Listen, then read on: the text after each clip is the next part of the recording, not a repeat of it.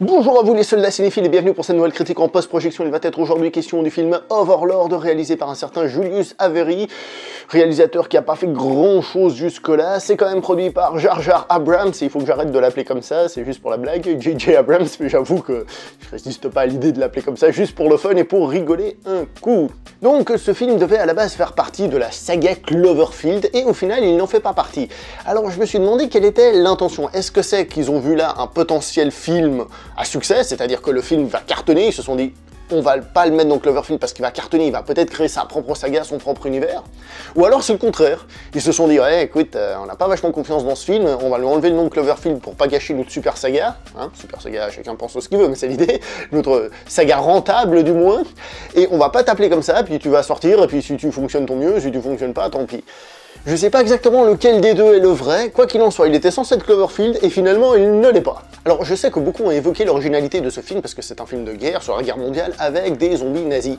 Je tiens à préciser que c'est pas quelque chose de très original, enfin je veux dire c'est quelque chose qui a déjà été fait, plutôt dans le monde de la série B, à savoir un film comme par exemple Dead Snow, que je n'ai pas vu, hein, mais j'en ai déjà entendu parler, donc pour dire que c'est pas quelque chose d'aussi original que ça. Par contre, c'est la première fois qu'on a un film avec un gros budget qui va en effet nous raconter ce genre d'histoire. Bon alors, qu'est-ce que j'ai pensé de ce film? La petite note sans trop en révéler. Moi j'ai bien aimé ce film, franchement j'ai beaucoup aimé. Je lui donne un 7 sur 10.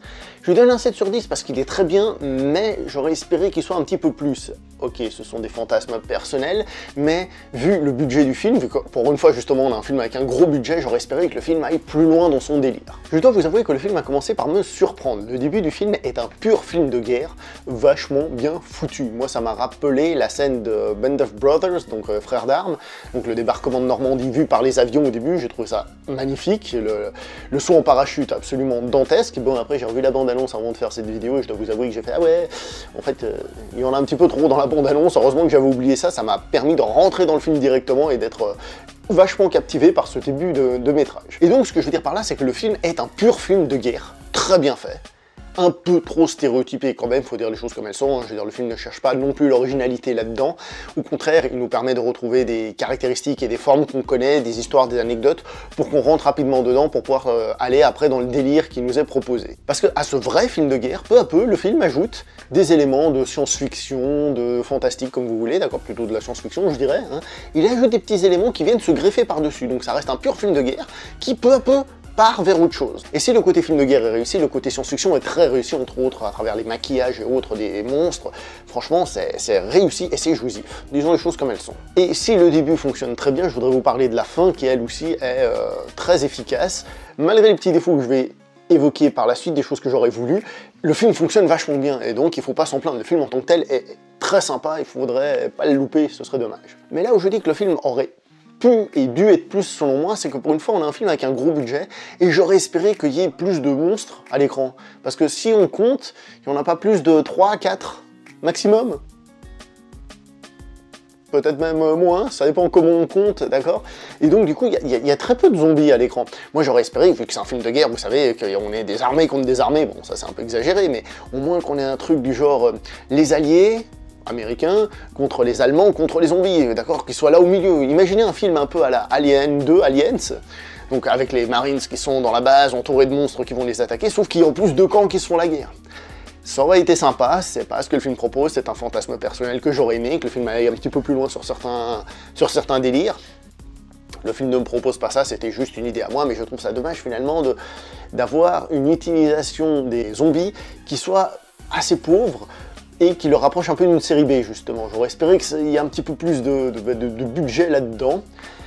Il n'empêche que le fait qu'il n'y ait pas beaucoup de zombies, qu'il n'y ait pas ce délire-là, permet au film de rester aussi un pur film de guerre. Vous voyez ce que je veux dire? Sans oublier que tout ça sont, je le répète encore une fois, un point de vue personnel et des fantasmes à moi qui ne doivent pas entacher ce qu'est le film en lui-même. Les acteurs sont plutôt pas très connus, disons les choses comme elles sont. On en a vu un dans Ghost in the Shell par exemple, le film.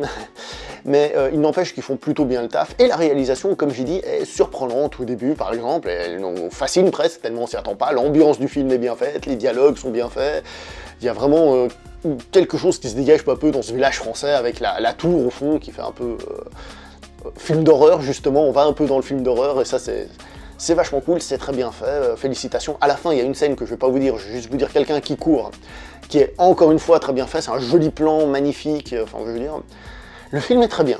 Le film est très bien, mais j'aurais voulu un peu plus. Hélas, oui je sais, c'est comme ça, je n'arrive pas à m'en défaire. Quoi qu'il en soit au final, est-ce que je vous conseille d'aller voir ce film? Oui, évidemment, c'est pas un film qui va révolutionner l'histoire du cinéma, hein. En plus il est encore moins original que ce que certaines personnes pensent en tant que tel, mais le délire en tant que film fonctionne bien, et le niveau film de guerre, avec un peu de science-fiction horreur, ça fonctionne bien, c'est sympa à regarder, on prend du plaisir, c'est le principal, donc oui, allez le voir, voilà, c'est mon conseil.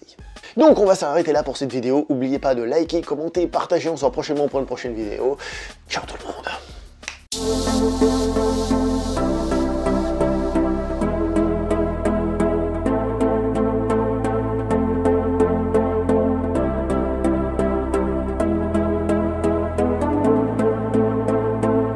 Le problème quand tu fais une blague visuelle pourrie, c'est que tu sais pas quoi dire à la fin.